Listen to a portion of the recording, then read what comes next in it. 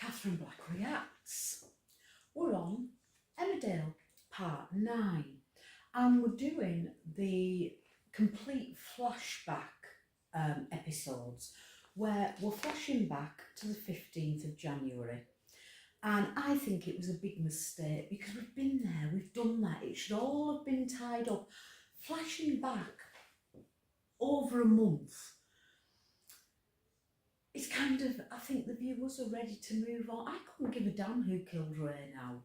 I was interested to know at the time, but now we're on to other things and it all just seems a bit silly. Anyway, I said in the last segment that Rhona had been talking to this mysterious person on the phone. Everybody was meant to think it was Graham. It wasn't. I don't suppose we'll ever find out who Rhona was talking to on the phone. It'll be one of those loose ends that just stays loose because it was meant to be a red herring for Graham. Somebody was on the phone to Graham. We still don't know who. It wasn't Rhona, even though we saw her half a dozen times saying, "You need to come, ring me back. April's going to the police. This is happening." So, Rhona is in her house, just as Laurel was in her house. When Ray came up behind her, Rhona is in her house and Graham comes up behind her, puts his hand over his mouth, says, "Don't scream, it's me, Graham." She goes, "Oh my God, you're dead." We have the whole "how can you be here when you died 6 years ago" thing. It's all very dramatic. The first thing Rhona says, she gets quite angry with him and she says, "Laurel went to prison for your murder." But then later, she says that Marlon went to prison for his murder. Did they both go to prison? I can't remember. We're going back 6 years. I remember the whole hoo-ha. I don't remember what happened. I've slept since then. So the first thing she says is Laurel went to prison for your murder. And then we don't go any further into that. So when he died, Rhona and Graham were living together. They were going to run off to France or somewhere.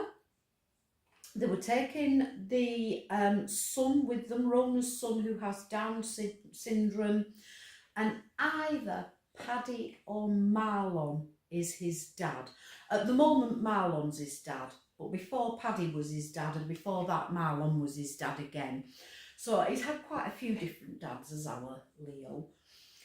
So Rhona and Graham were going to run away together 6 years ago and take Leo with them, which would have destroyed Paddy and Marlon, and everybody would have been upset, which is one of the reasons that Graham faked his death. Prior to that, Graham had been with Kim and he was living with Kim. Kim's very bitter. Kim was planning to have Graham killed at this time. Graham, a big burly bloke from the SAS, couldn't handle Kim and decided he had to run away like a frightened little rabbit with Rhona. Then he decided Kim was far too dangerous to take on him and Rhona, so he'd leave Rhona here and he'd go off by himself after faking his death.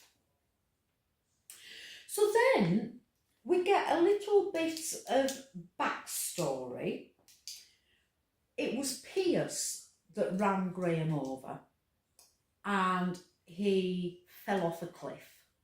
He was found by Priya and somebody else. Priya and, can't see it, I know I wrote it down somewhere. Never mind, we'll come back to that in a minute. He was found at the bottom of the cliff. They called the ambulance, of course, but he was already dead, only he wasn't. And the police officer, Graham had already been in touch with this police officer. She was on her way. She got there, pronounced him dead. He was carted off, came to, and went to live his new life with a new identity, fake passport, fake documents, and a new life elsewhere. Don't know where. Pierce was a bad man.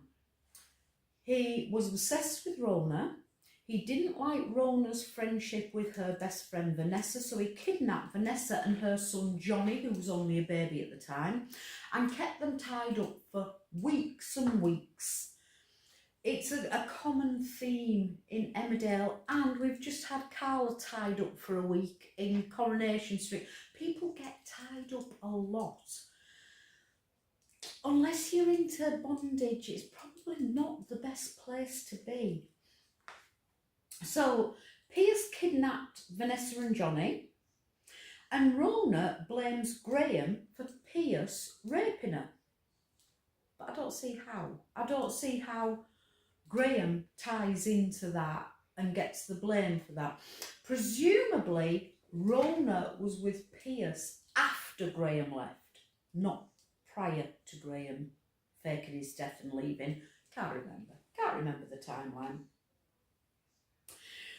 So, are we going, I don't even need to ask, we are going to have exactly the same triangle, exactly the same storyline that we've just coming out of in Corrie. In Corrie,